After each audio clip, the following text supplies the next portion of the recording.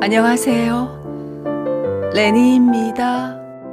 행복한 라디오. 오늘 세 가지 이야기를 들려드릴 겁니다. 첫 번째, 며느리와 시어머니의 웃기는 이야기고요. 두 번째는 착하고 예쁜 첩을 얻은 이참봉 이야기입니다. 세 번째는 순진하고 어수룩한 촌선비의 황당한 이야기입니다. 셋 다 아주 재밌습니다. 그럼 바로 시작합니다. 첫 번째 이야기, 꽹과리.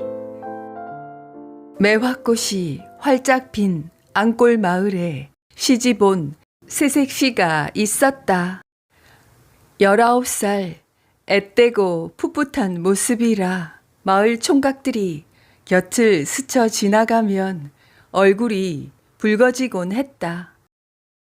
우물가에서 우연히 만난 이웃 총각은 장난삼아 며느리의 버선 코끝을 툭 치며 "이 집 우물 맛은 왜 이리 달지요?"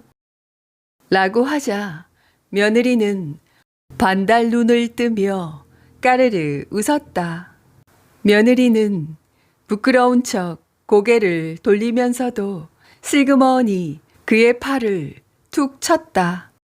곧 정분이 날 것 같은데 아니나 다를까 둘은 결국에 며느리의 방 안으로 손을 잡고 들어갔다.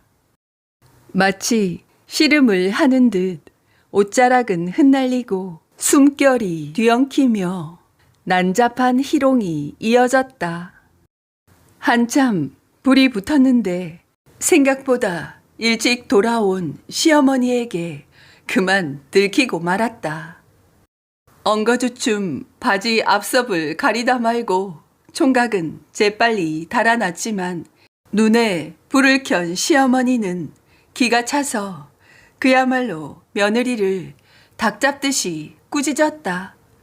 아니, 너는 그 시집 온 지 얼마 되지 않은 새댁으로 이 남편 몰래 그 총각과 추잡한 행동을 하며 놀아나는 것은 있을 수 없는 일이다. 그러니 네 남편에게 일러서 엄한 벌을 받게 하겠노라.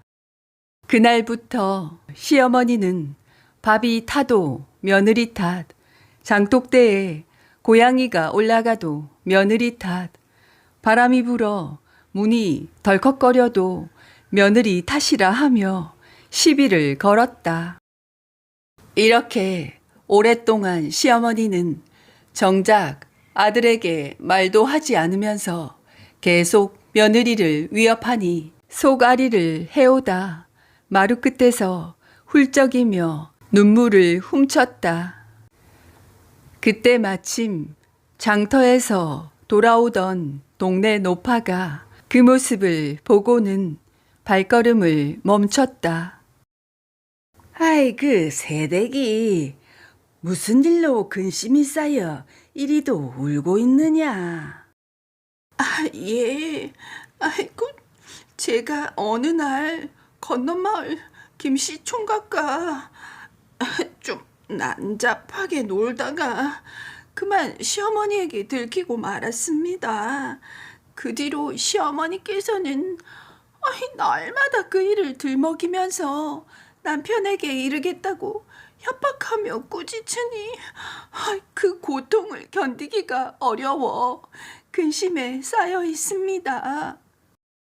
이 말을 들은 노파는 두 손을 들어 내저으며 크게 한바탕 웃고는 다음과 같은 이야기를 들려주었다. 아유, 뭐라고? 아이고, 그 새댁 잘 들어요. 새댁 시어머니는 그 젊은 시절 건너마을 김풍언이란 자와 바람이 나서 그 틈만 나면 함께 어울려 옷 벗고 속살을 맞대서 그 장난질을 치며 놀아났다오. 결국 그 난잡한 행동은 온 동네에 알려졌고 마침내 강상을 해친 죄를 물어 조리돌림을 당했다고. 곧 한아름이나 되는 큰 북을 짊어지고 꽹과리까지 치면서 아이고 내 잘못이오 내 잘못이오 외치면서 새 동네를 돌아야 하는 수모를 당했다니까. 아이고 그래 놓고 무슨 누구를 난잡하다고 책망을 해. 에이그 참. 세대 그 시어머니가 또다시 그 일로 꾸중하거든. 이 말을 한번 꺼내 보구려. 이야기를 다 듣고 난 새댁은 새날이 열리는 듯 기뻤다. 이튿날 또다시 시어머니가 김씨 총각을 들추며 꾸짖기에 신부는 어제 노파에게서 들은 이야기를 조용히 꺼냈다. 어머님은 젊었을 때 저보다 더 심하게 바람을 피우시고서 왜 날마다 저의 일을 들추시며 나무라십니까? 뭐라고? 내가 젊었을 때 무슨 일이 있었다고 그러느냐? 그럼 아무 일도 없으셨다고요? 어머니는 옛날에 김풍원이란 분과 밤낮으로 만나 옷을 벗고 재밌게 노시다가 발각되어 큰 북을 짊어지고 꽹과리까지 치면서 새 동네를 돌아야 하는 수모를 당했다던데요. 그런데 왜 저만 자꾸 꾸짖으면서 아무 일도 없었던 것처럼 말씀하십니까? 이에 시어머니는 화를 내면서 소리쳤다. 얘야. 누가 너에게 그렇게까지 크게 부풀려서 말을 했단 말이냐? 얼토당토하는 소리를 하네, 정말. 그 당시 나는 큰 북이 아니라 작은 누룩덩이만한 요만한 속옷 손잡이가 있는 작은 북을 들었지. 꽹과리는 아니었다. 누가 그렇게 악의적으로 부풀리는 거요? 세 바퀴가 아니라고. 뭔 세 바퀴요? 딱 2바퀴 반 돌았다니까. 모함을 해도 유분수지. 그런 말도 안 되는 소린 하지 말라고 해라. 이렇게 대화는 끝났고 그 소문은 다시 마을에 퍼져 아이들까지 길가에서 북을 두드리는 신용을 하며 2바퀴 반이요 2바퀴 반 하고 놀려댔다. 그리하여 며느리는 시어머니의 구박에서 벗어났고 시어머니는 남은 세월 내내 꽹과리 소리만 들어도 가슴이 철렁 내려앉곤 하였다. 2번째 이야기. 착하고 예쁜 첩을 들였다. 이서방은 남들이 놀 때 일하고 술판에서 불러 세워도 냉수 한 사발로 목을 축였다.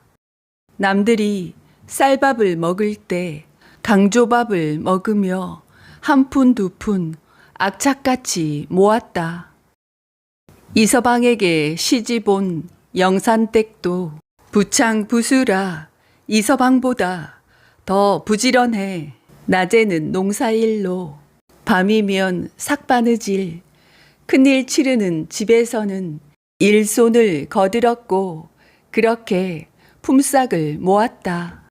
농사가 끝나는 늦가을부터는 이서방은 새우젓 장수를 하고 영산댁은 박물 장수를 했다.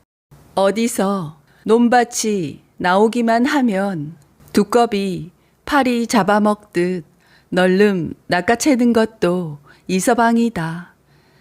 그 바쁜 중에도 부부간에 금슬이 좋아서 가을 무 뽑듯이 3년 터울로 아들 셋을 쑥쑥 뽑아냈다. 그러던 이서방이 40이 되자 사람이 변했다.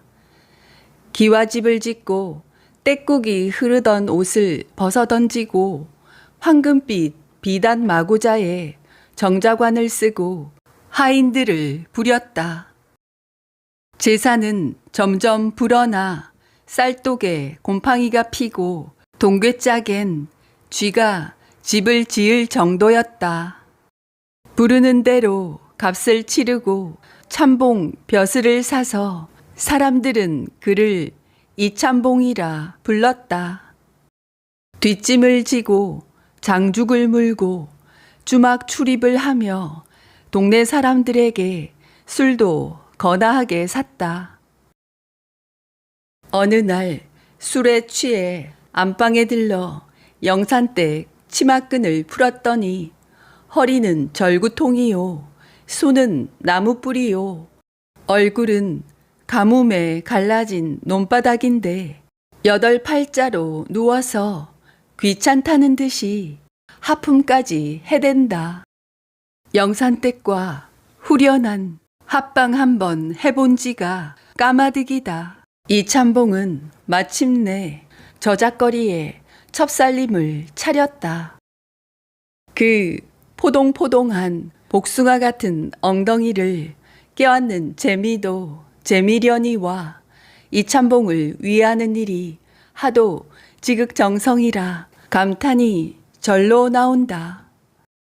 첩은 이참봉 가슴속을 꿰뚫어 보면서 입속의 혀처럼 이참봉이 말도 하기 전에 가려운 곳을 긁어준다. 그뿐 아니라 마을의 어려운 이들을 도와주라며 이참봉에게 청을 하기도 했다. 이름은 연화라 하였고 기생 출신이었으나 마음은 선녀 같은 첩을 얻었으니 이참봉은 3달 동안 밤낮으로 연화의 고쟁이를 벗겨댔다. 이러하니 연화와의 베갯머리 송사도 달콤하기만 했다. 오빠의 장사 미천에다 친정집 논밭 사주느라 문전옥답 몇 개는 떨어져 나갔지만 가끔씩 본집에 들르는 이참봉에게 영산댁은 바가지를 긁지 않았다. 본처 영산댁이 허리병이 낫다 하니 산삼에 녹용까지 넣은 대보탕을 지어 올리고 입에 맞는 떡이며 한과를 구해오고 문지방이 닳도록 매일같이 지극정성이었다. 사람들은 셋만 모이면 입방아를 찧어댔다. 그 첩들이면 암탉들이 투기하느라 집안꼴이 닭장이 되는디 그 집안은 참 희한혀. 아이고, 영산댁이 부처인겨. 나 같은 머리채를 쥐고 흔들었을겨. 에이, 참봉이 복 터졌지. 이 마을 땅 반은 이제 그 양반 것이제.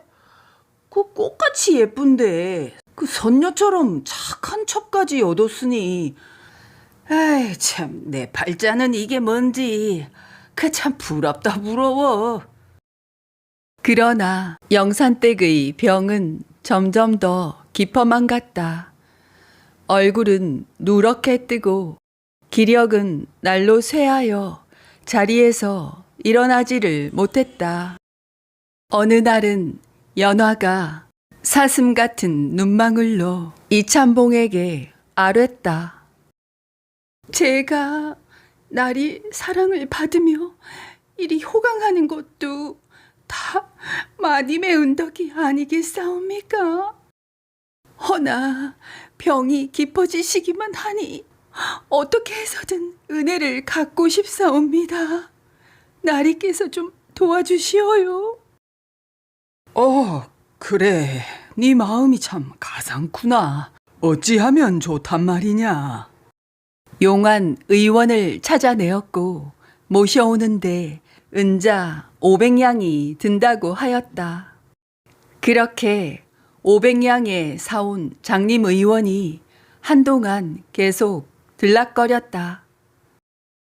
그렇게 온갖 정성을 쏟았는데도 결국 영산댁은 약사발을 들다 쓰러졌다.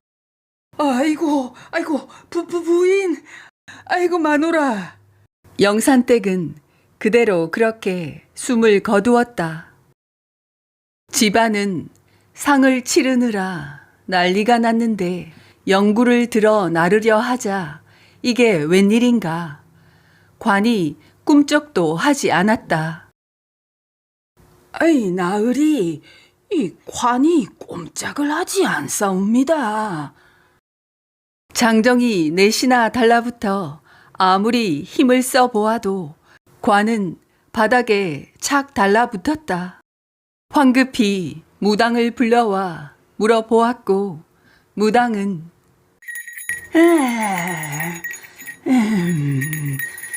이건 원혼이 맺혔을 때 일어나는 일이옵니다. 관을 다시 열어보셔야 하옵니다. 하는 수 없이 관을 열어보니 망자의 입술 주변에 은빛 물질로 얼룩져 있었다. 이게 뭐야? 그만이, 이게 무슨 일이래? 이게 뭐라요? 이게 무슨 일이래? 이런 병고가 있나? 이건 순이옵니다. 온통 집안은 아수라장이 되었고 연화는 온데간데 없이 보이지 않았다. 곧바로 하인 하나가 허둥지둥 달려왔다. 나으리, 창고를 확인해 보니 텅 비었고, 곳간에도 텅 비어 있사옵니다. 사건이 이랬다. 연화는 영산댁의 약에다 수은을 아주 조금씩 탔던 것이다. 더 가관인 것은 본부인의 병수발 핑계로 장농 10세까지 맡았던 연화가 3년 동안 비단 은그릇, 옥놀이개 등 심지어 땅 문서까지 조금씩 야금야금 빼돌렸던 게 아닌가. 포조를 풀어 이웃 마을까지 샅샅이 뒤졌으나 이미 연화는 연기처럼 사라진 뒤였다. 나중에 밝혀진 바로는 그것도 이참봉의 돈으로 가마를 타고 유유히 떠났다 하니 참으로 기가 막힌 노릇이었다. 곧바로 채권자들이 들이닥쳐 대문을 쾅쾅 두드렸다. 이참봉, 그 땅 문서로 빚을 졌는데 갚지 않았소. 당장 갚지 못하면 집을 비워야 하오. 뭔 소리요? 난 빚진 적이 없소. 뭔 소리요? 이 문서가 있잖여. 여기 도장까지 떡하니 찍혀 있구먼. 얼른 갚으시오. 그렇게 이참봉 집안이 거덜나는 데는 한 달이 걸리지 않았다. 이참봉은 화병으로 한숨만 내쉬며 밥숟갈을 제대로 들지 못했다. 밤에는 악몽에 시달렸고 얼마 지나지 않아 영산댁이 겪었던 것처럼 얼굴은 누렇게 뜨고 기력이 쇠하기 시작했다. 재산을 다 잃은 절망감과 충격이 분노로 이참봉의 생기를 빨아먹었다. 마을엔 온갖 소문이 돌았다. 연하가 빼돌린 재산으로 한양에다 금비녀 주막이란 큰 주막을 차리고 있다고 했다. 아니, 그리 이쁘고 착하더만. 고년이 그럴 줄 누가 알았소?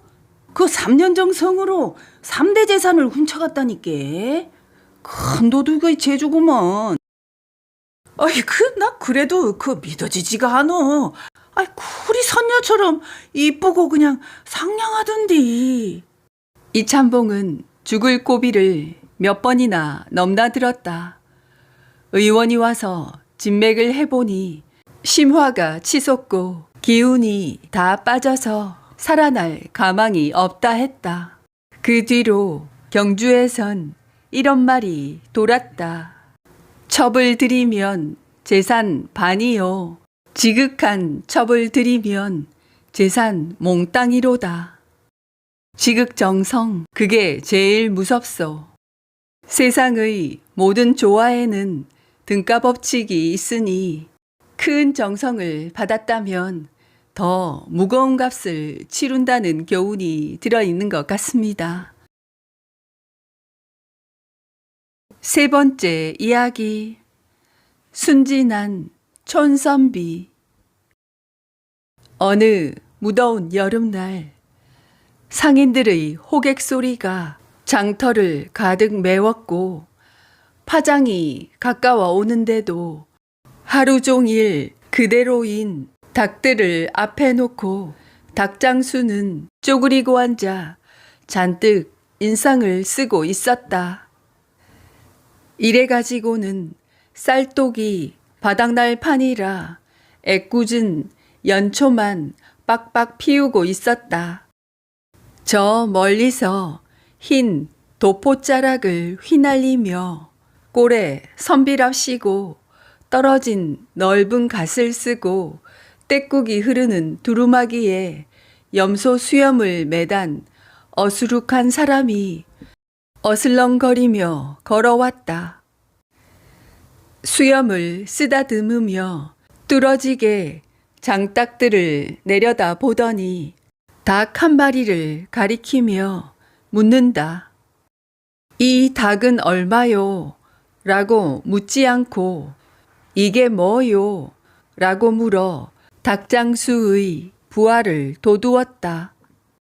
선비의 눈길이 닭들 중에서 가장 볼품없는 닭 한 마리에 꽂혀버린 것이다. 이복의 장수, 저 닭 말이요. 다른 닭들과는 좀 다르게 생겼는데.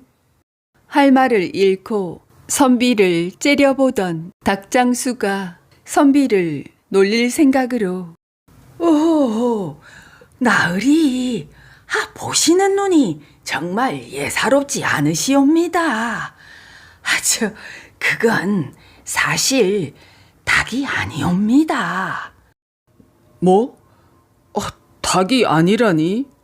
선비의 눈이 휘둥그레졌고 닭장수 김서방은 주위를 두리번거리며 속삭였다. 그런데 이 촌선비가 하는 말이 이게 그 말로만 듣던 봉황이로구나. 옳았구나 신이 난 김서방은 제가 지난달에 금강산에 약초 캐러 갔다가 그 폭포 아래에서 이놈을 발견했지 뭡니까? 저도 처음엔 그냥 닭인 줄 알았죠. 근데 이놈이 그 밤마다 오색 찬란한 빛을 내뿜는 게 아니겠습니까? 선비가 침을 꿀꺽 삼켰다. 아시다시피 봉황의 깃털을 베개에 넣고 자면 영화로운 꿈을 꾼다 하는데 아무도 알아보는 이가 없었사옵니다. 그 말에 촌선비가 허리를 숙여서 장닭에 코가 닿을 듯이 보더니 이게 얼마요? 선비의 말이 떨어지기 무섭게 신냥입니다요. 촌선비는 뒤돌아서서 허리춤을 풀고 만지작거리더니 신냥을 닭장수 손에 턱 쥐어주고 닭을 봉황을 품에 안고 유유히 사라졌다. 이게 무슨 횡재냐. 온종일 장사한 것보다 단 한 방에 더 많은 돈을 챙긴 닭장수는 입이 찢어졌다. 닭값의 10배도 더 받아 챙긴 것이다. 저런 미친놈이 하루에 딱 한 놈만 걸려도 좋으련만. 김서방은 신이 나 주막에서 막걸리 사발을 비우며 그 못생긴 닭을 봉황이라며 껄껄 웃고 있었다. 같은 시각 동원에서는 희한한 일이 벌어지고 있었다. 이방이 사또에게 아랬다. 나으리, 그 웬 미친놈이 수문장에게 떼를 쓰며 사또께 봉황을 올리겠다고 야단입니다. 봉황이라는 말에 사또는 눈이 휘둥그레졌다. 꾀재재한 선비가 보자기로 싼 봉황을 들고 사또 앞에 섰다. 그 속에 봉황이 들어있단 말이냐? 그러하옵니다. 이 영물을 불철주야 우리 고을을 위해 애쓰시는 사또님께 바치려고. 선비가 보자기를 풀자 장딱이 사또를 우롱하듯이 회를 치며 꽃기호 목청을 뽑았다. 내 이놈! 이 사또를 농락하는 게냐? 여봐라, 저놈에게 곤장 20대를 쳐라! 사또나리. 이 밤마다 오색 찬란한 빛을 내뿜는 그 분명한 봉황이라 해서 사왔습니다.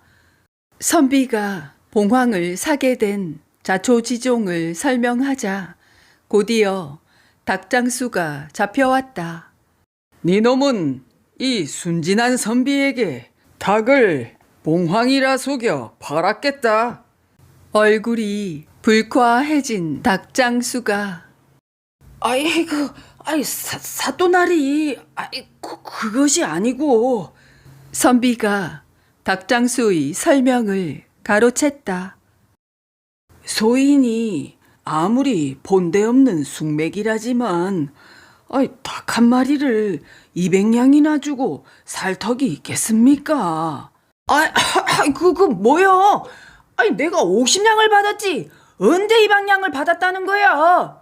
닭장수가 소리를 질렀지만 벌써 판세는 결정난 것이었다. 투자한 돈의 4배인 200냥을 챙긴 선비는 동원을 나와 휘파람을 불며 주막으로 향했고 동원에서는 철썩철썩 닭장수의 볼기짝 맞는 소리가 바깥까지 들렸다. 오늘 이야기 여기까지입니다. 또 뵐게요. 레니였습니다.